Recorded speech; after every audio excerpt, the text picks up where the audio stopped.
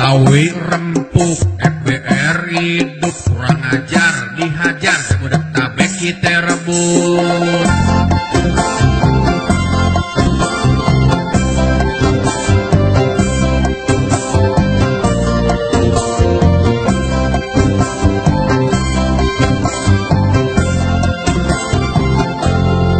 Siapa yang gak kenal sama FBR, dia tongkrongannya jauh dan der.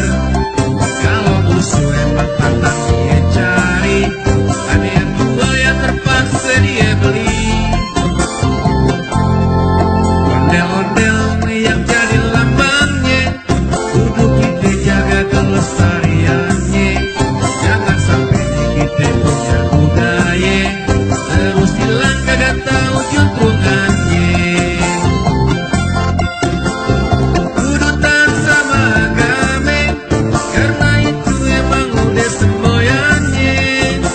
Kalau nolakkan baca bismillah, kita restu sama yang maha kuasa. Jangan takut orang mana-mana, karena dia kagak mau kerjasama.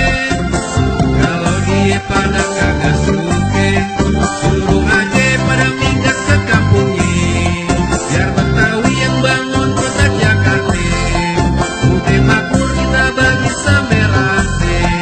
Jangan lupain waktu buat orang susah. Betawi rempuk, FBR hidup kurang ajar, dihajar kepada tabek kita rebut.